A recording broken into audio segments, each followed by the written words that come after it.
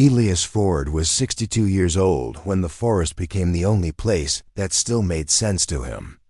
Most of his life had been spent walking these trails as a forest patroller, watching the seasons turn like pages in a long, familiar book. When he finally retired, he didn't leave the woods behind the way most men did. Instead, he moved deeper into them, settling into a small wooden cabin he'd built years earlier with his own hands. His days were simple now. He woke before sunrise, made a small pot of coffee, and sat on the porch listening to the wind move through the tall pines. Some mornings, the forest was so quiet it felt like even the birds were taking their time waking up. Other mornings, he heard distant calls of elk or the soft movement of deer slipping between the trees. He had learned to read these sounds the way other men read newspapers. But beneath the peace was something else, an emptiness that never fully left him. His wife Marlene had passed 6 years earlier, and the silence she left behind seemed to follow him everywhere. Some evenings, when the light faded and shadows stretched long across the cabin floor, he found himself speaking out loud just to hear a voice in the room, even if it was his own.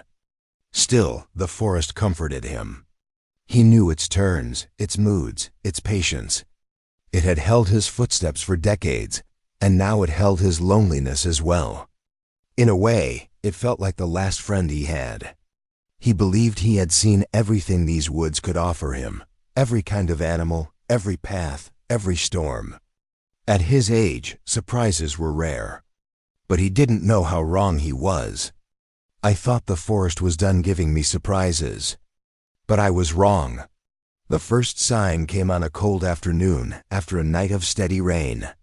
Elias had stepped out to check the small trail that curved behind his cabin, the same one he walked almost every day just to keep his legs moving and his mind settled. The soil was soft and dark, still holding the memory of the storm. But something about the ground felt different that morning. About 20 feet from the cabin, he stopped. There, pressed deep into the mud, were footprints, massive ones. Too large for any boot he'd ever seen, and too wide to belong to a bear. The edges were clean, as if whatever made them had passed only hours earlier. Elias crouched down slowly, his knees protesting the way they always did, and traced the outline with his fingers. The track was nearly twice the size of his hand. He followed them a few steps further and found broken branches scattered in an unusual pattern, not snapped by falling wind or a panicked deer. These were heavy breaks, clean, forced, deliberate.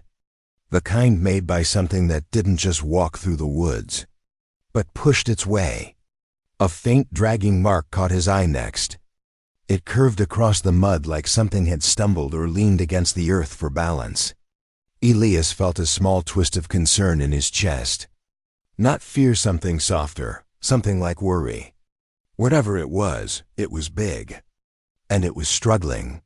That night, as the sky began to darken again, he sat on his porch longer than usual. The forest felt unsettled, holding a quiet he couldn't read.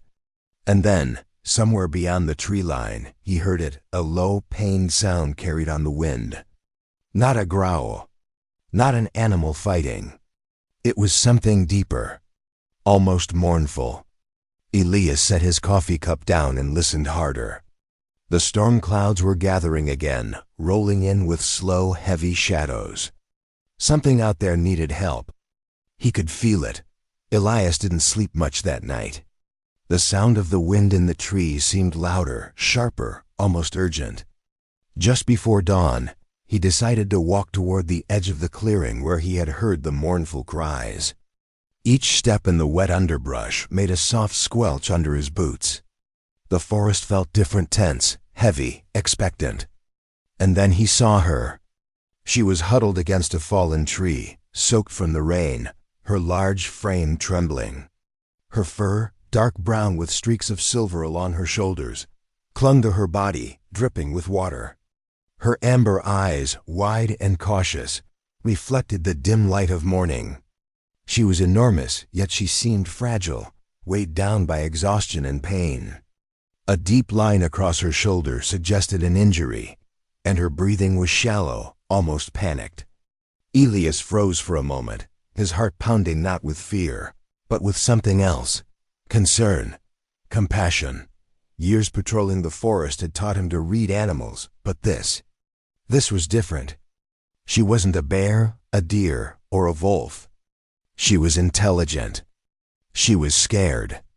And she was hurt. He stepped carefully, keeping his distance, and lowered his flashlight to the ground. "I'm not going to hurt you," he said softly, his voice steady but calm. The words felt strange even as they left him, spoken to a creature he wasn't sure understood human language. But her eyes didn't dart away.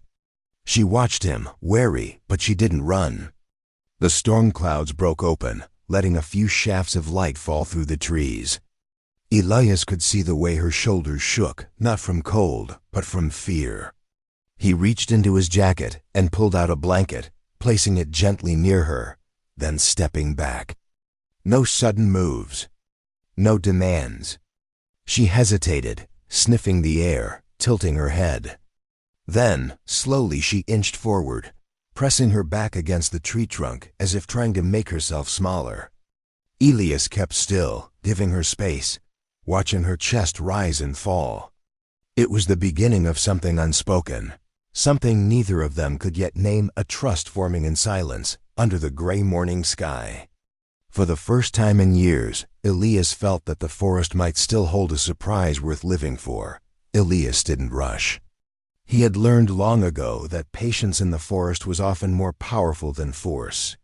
He stayed where he was, a few feet away, watching the female Bigfoot's cautious movements.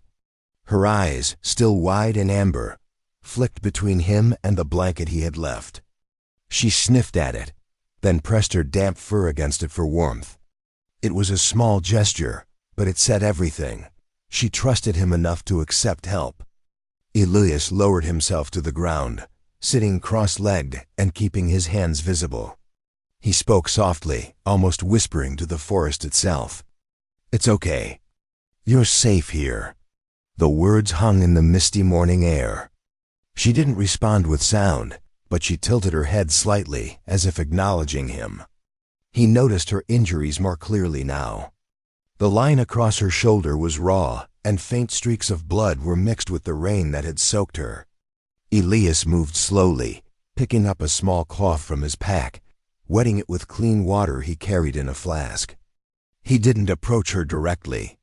Instead, he set it on the ground near her and tapped gently. "For the shoulder. If you want it." She hesitated again, then nudged the cloth with her massive hand, testing it. Slowly, carefully, she cleaned the wound herself, watching him as she did. Elias remained completely still, feeling an unexpected swell of emotion. There was no fear in this creature, only intelligence, pain, and a quiet trust he hadn't expected to find. He placed a few berries and a small cup of water on the ground, keeping his distance. She accepted them, one by one, without hurry. Every movement was deliberate, measured.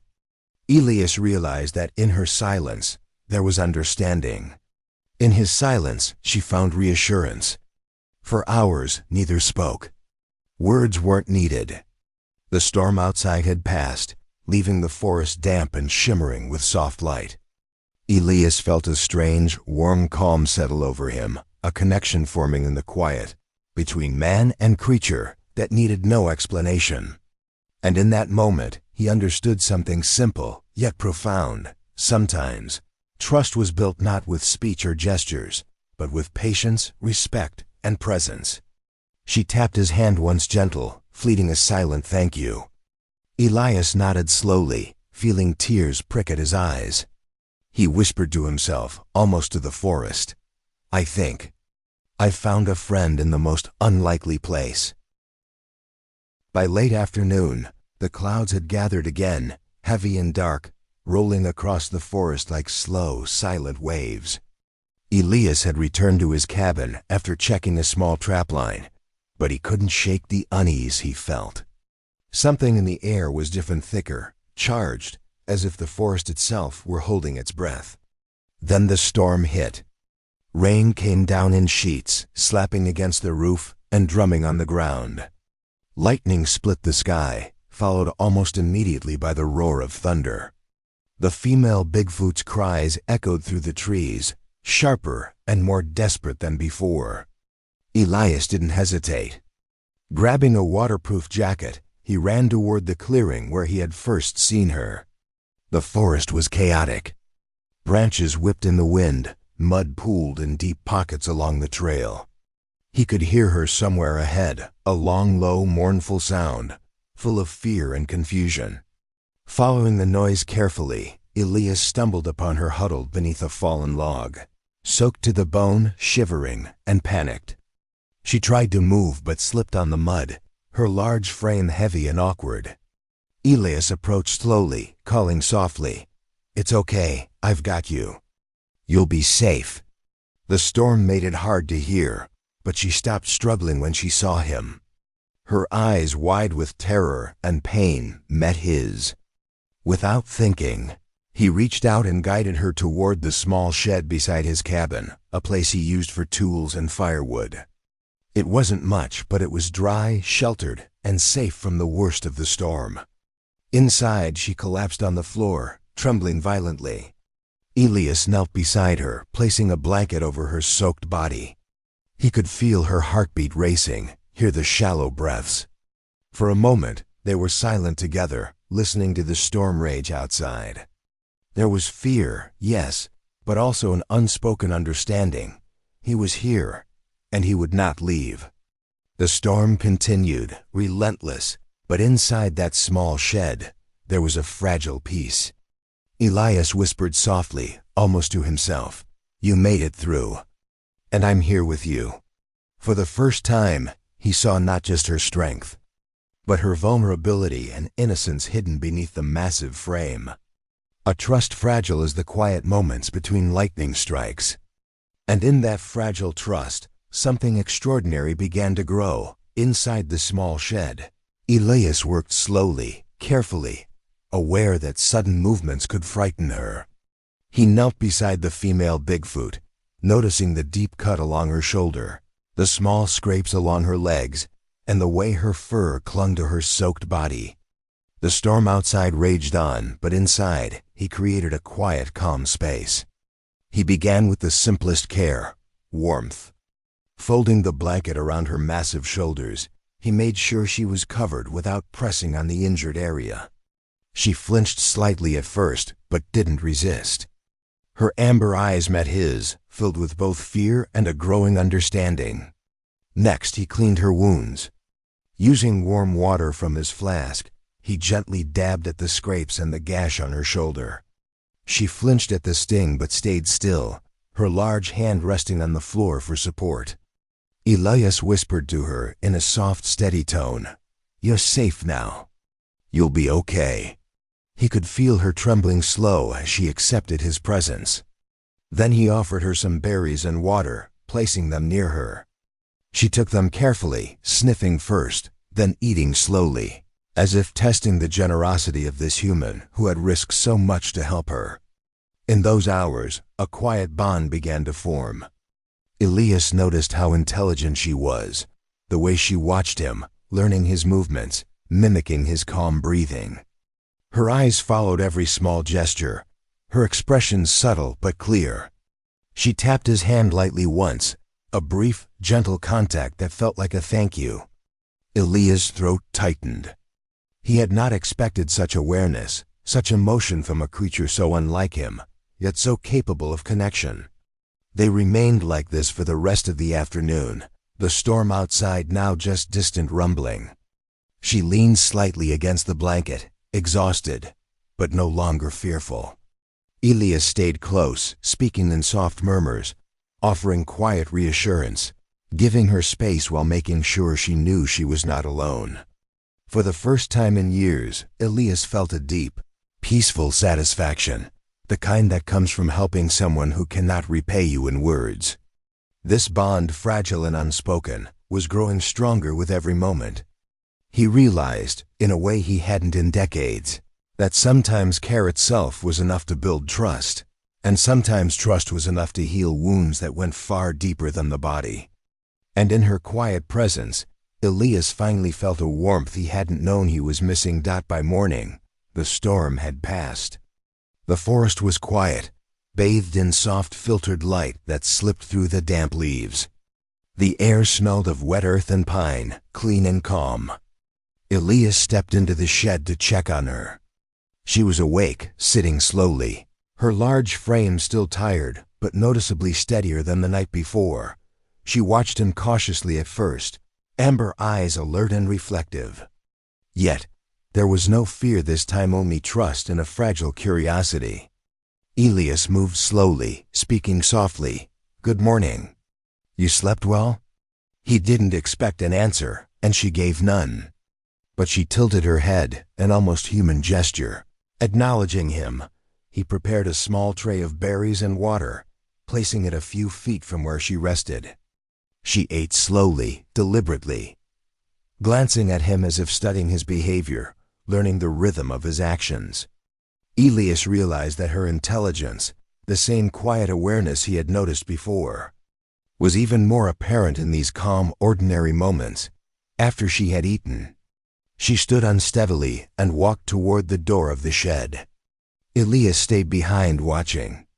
Then, unexpectedly, she picked up the flashlight he had dropped during the storm and carried it back to him, placing it at his feet. It was a small gesture, but in it, Elias felt the weight of acknowledgement and gratitude. For the first time since he had seen her in the forest, he felt a sense of profound connection. The bond they had begun to form during the storm was no longer fragile, it was present, tangible, and deeply comforting. He watched her step back toward the tree line. Still cautious, still hesitant, but stronger. She paused, glanced once more, and Elias nodded gently. No words were needed. The silence between them spoke volumes. In that quiet, after the storm had passed, he felt something he hadn't in years, a deep, peaceful warmth.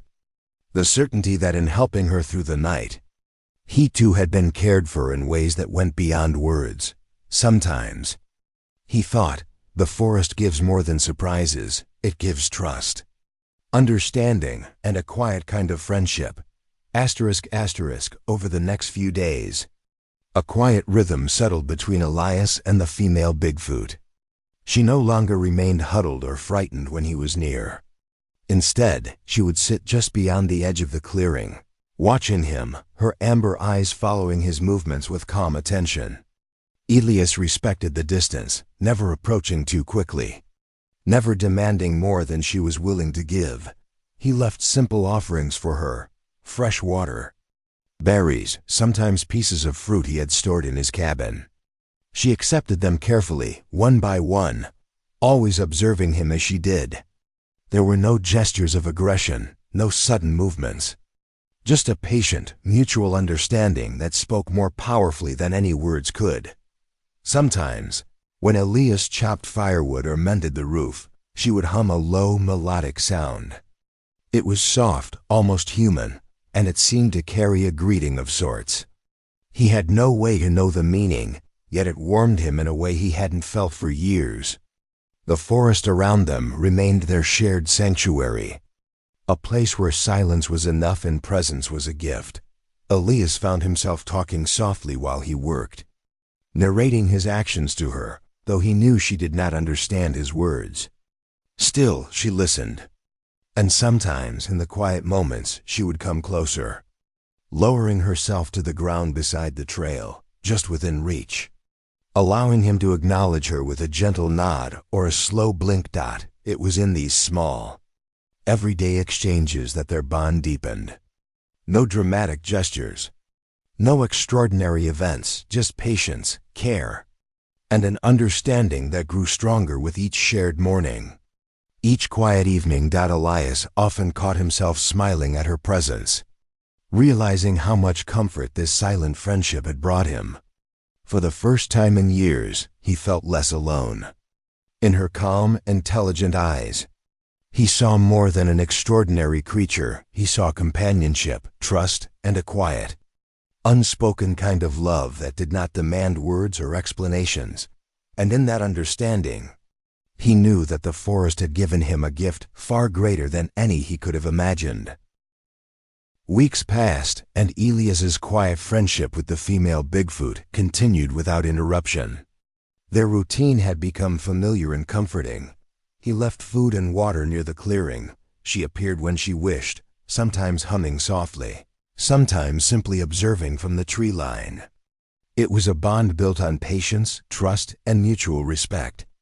Then one afternoon, Elias noticed unfamiliar footprints in the soft mud near his cabin. He frowned. They were human, but not his. Soon, he heard the distant rumble of vehicles. Forest rangers were coming through, searching the area for reports of unusual activity. Panic tightened in his chest. If they saw her, the creature he had grown to trust, it could mean capture, danger, or worse.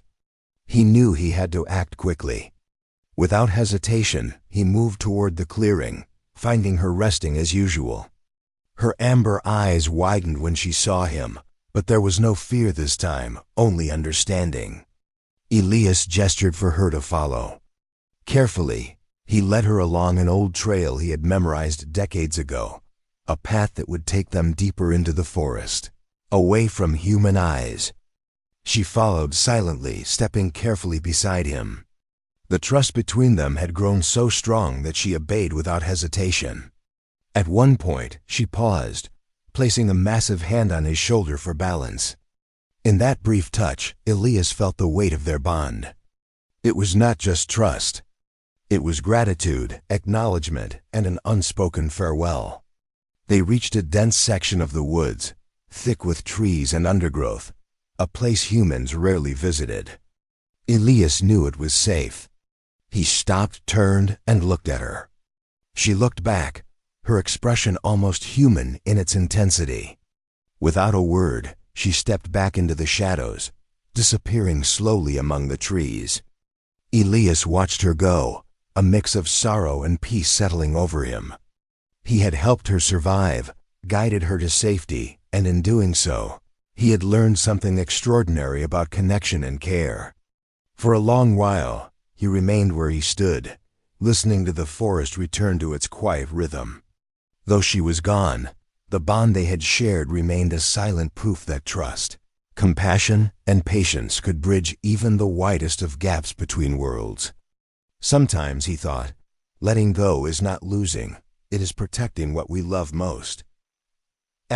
Weeks turned into months, and life slowly returned to its quiet rhythm for Elias. The forest remained his constant companion. But now it held a new memory, one that warmed him from within. Occasionally, he would find small signs of her, a smooth stone placed near the porch, a broken branch carefully laid aside, subtle reminders that she was still near, still alive, and still thinking of him. He often sat on the cabin's porch in the early morning, coffee in hand, reflecting on the weeks they had shared. In her silence, he had discovered something profound. Companionship did not always need words, and trust could be formed in the quiet moments of shared understanding. Elias thought about the storm that had brought them together, the fear and the exhaustion, and how, through it all, care had been enough. He realized that he had not only helped her survive, but that she had, in her way, helped him as well. She had reminded him that even after loss and loneliness, the capacity for connection remained. Sometimes, when the wind rustled through the trees in a particular way, he could swear he heard her low melodic hum in the distance. It was a sound that made him smile quietly, feeling the gentle presence of a friend who could not speak human words but whose actions spoke volumes. He placed the smooth stone she had left on the mantel above the fireplace, a simple reminder of a bond that had changed him. Elias understood now that the forest was more than a refuge. It was a place where patience, compassion, and trust could create unexpected friendships. And as he sipped his coffee and watched the morning light filter through the pines, he whispered to himself, "I thought I was helping her through the storm, but she helped me through mine." In the forest, amidst the quiet and the trees, He had found a connection that transcended species, words, and even fear. And for Elias, that was enough.